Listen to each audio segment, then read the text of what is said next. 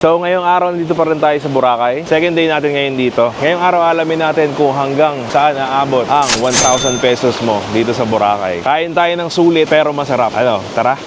Tara, game!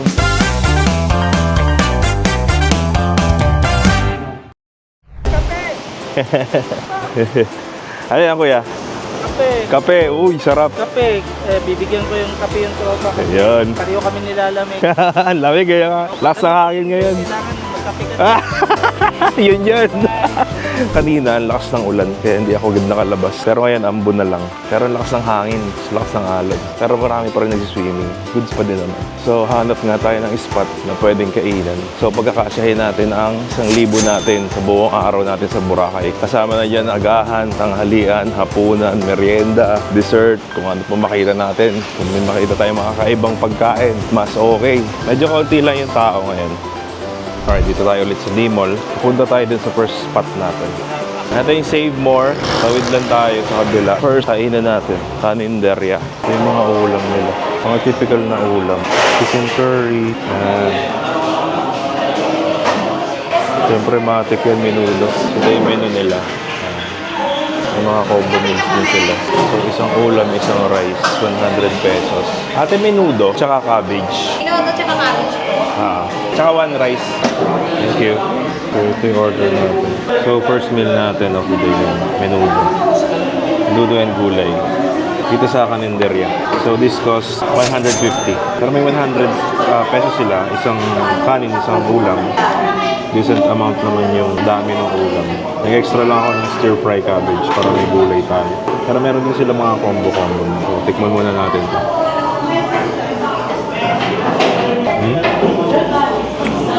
Okay. More on the sweet side siya. So, and then ito yung stir-fry cabbage nila. Tingnan natin ang sili.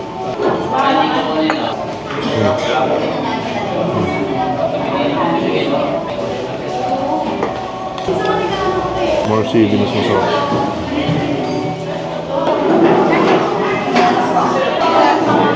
Ang baulan.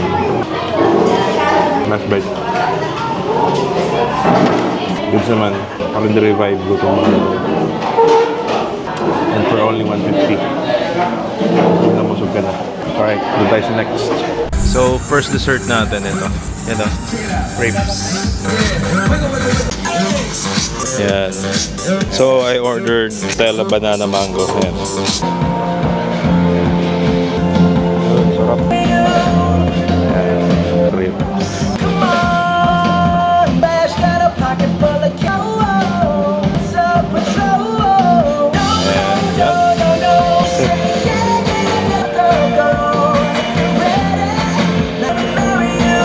Thank you, kuya. Nutella. Banana mango crepe. Yun. Ang price niya is 220. Try natin. Doon natin siya kainin sa tabi ng dagat. Laki pala. Kanina medyo nagdadalawang isip ako kasi 220 nga siya. Pero kasi size naman ito, tingnan mo, laki ng mukha ko. Diba? Sulit na. Okay na. So kanina yung meal natin sa kaninderya is 150. And then ito, meron tayong snack crepe. So 220.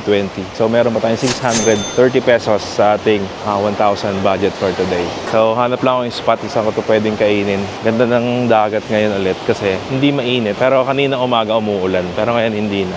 Ambon-ambon na lang. Ito lang tayo sa tabing dagat with our banana mango Nutella crepe. Ang ganda. Shit. Sobrang ganda. Just the beach, the view, and my crepe. Ito natin.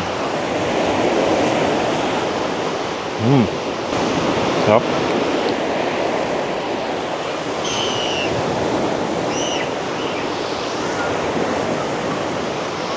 Bigat nga sa tiyan. Parang sarap. Busog pa ako pero hindi ko mapigilan.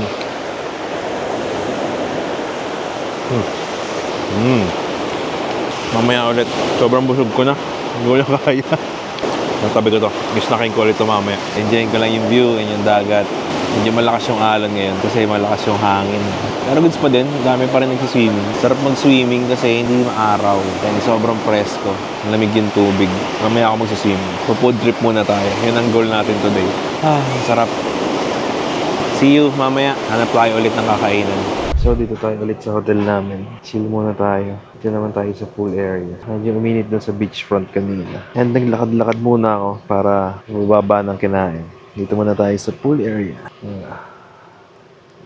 Later, hanap ulit tayo ng kakainan. Meron pa tayong 630 pesos. Hanap pa tayo ng mga snacks mamayang hapon. So, after natin magpahinga and mag-ikot-ikot and tumambay-tambay, second meal tayo. Punta na tayo sa second meal natin. So, from beachfront, may pinasukan akong iskinita. Hindi masyadong dinadaanan ng mga tao. Pero mas malapit kasi ito dun sa next destination natin. Going to the main road din pa. Mostly kasi dito sa Station 2, dinadaanan na Eskinita. Papuntang main road is yung D-Mall. So dito wala akong masyadong kasabay. Halos wala akong kasabay. Pero, yan, medyo maputik siya.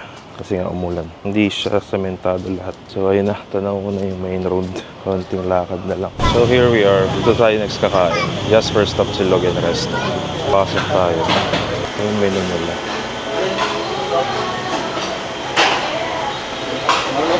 Ito yung mga foods nila. Yung tapsilogang to. Tikman natin yung tapsilog nila. Mamuro din ng mga ulam nila. Ate, isang tapsilog. Dine-in po. Dining.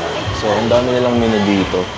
Breakfast, short orders, snacks. Tapos meron din silang karinderya ng style ng mga ulam. Turo style. And mura. Affordable. Pero since tapsilogan to, tikman natin ang Jasper's Tapsilog. Alright, so ito na yung order natin. Tapsilog. Ayan. So, serving wise, okay naman. Papa nila, itlog yun. Gusto ko yung itlog na ganyan. Tapos may free soup din. And then, kumuha ko ng chili oil nila. So, tikman natin. Tikman muna natin yung soup nila. Typical na soup ng mga karinderya. Pero masarap. Lasang buto na pinakuluan ng sobrang tagal na. Then, tikman natin itong tapa nila. Ito yung tapa nila. Ayan.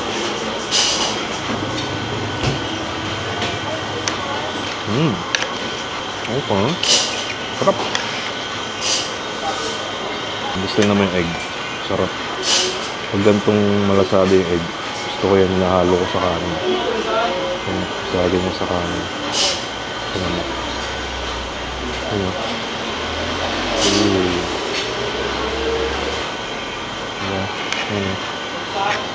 Lagyan mo yan sa kanin mo. Saluin mo. Yan. Tapos kuha ka ng tapa. Lagyan mo ng chili garlic oil. Itlog. Ayan, perfect bite.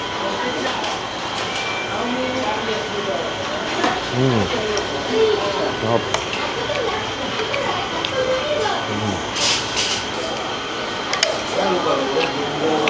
Yung tapa na walang masyadong sauce, yung dry, tapos manamis-namis. May konting fit ng asin. Ganito yung gusto kong tapa. And for only 125. Decent naman yung meal mo. Sarap siya.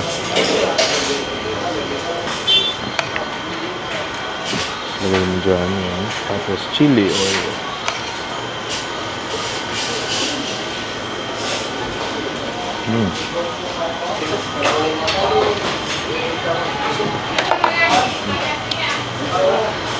Sarap din itong chili oil nila. Mas maanghang talaga. Hindi siya yung ipapanggap lang ng chili oil. Perfect bite na yun.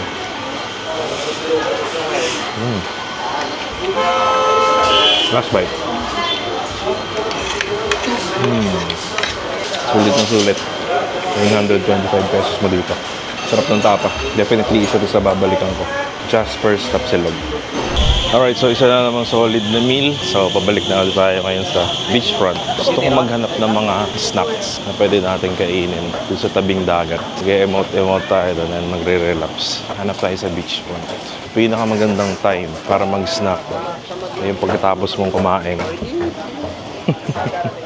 Dito tayo ulit sa D-Mall Palengke. Bala yung Jasper's, from D-Mall Palengke, paglabas mo dun sa main road, kakanan ka. And yun na yun halos, nandoks.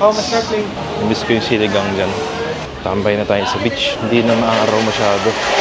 Hanapin natin yung sikat na barbecuehan dito. So, merienda time na. Meron pa tayong 505 pesos. Kalahati pa lang natin yung budget natin. Pwede pa tayong magmerienda and dinner. Jonas. Tara, bili tayo. Ay, ate. Ayan yung menu nila.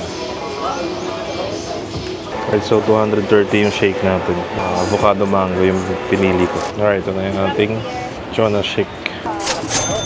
Siyempre, may panulak tayo. Kailangan ng pambara. Hanap pa tayo ng pwede nating i-partner dito sa shake. Almost sunset na. Sakto yan. Bago mag-sunset, makakahanap na tayo ng tambayan.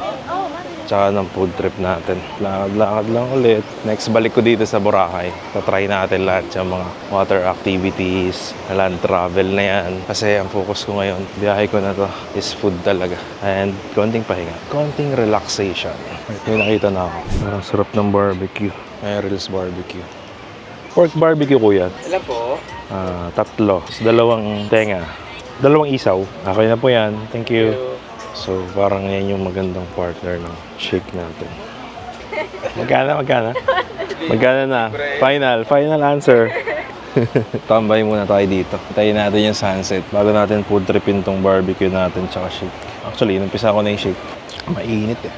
So, last 2 days, makulimlim. Walang sunset. Ngayon, last day natin, bibigyan tayo ng sunset. Galing. Nice ka, Boracay. Solid.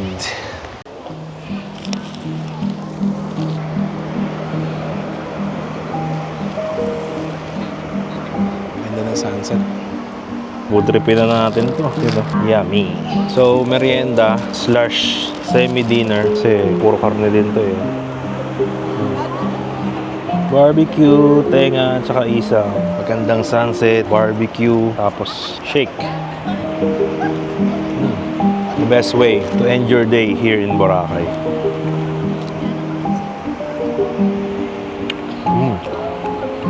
Ngayon na, sunset na.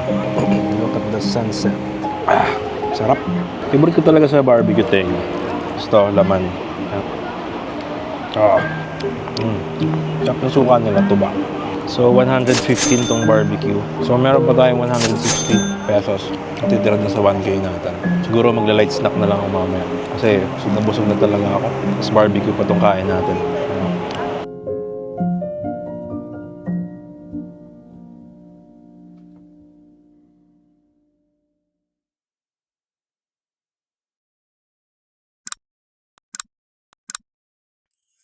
So, good morning. Ang magandang breakfast. Taho. Kuya, magkano po? 50 po. Thank you po. Just my taho. This view.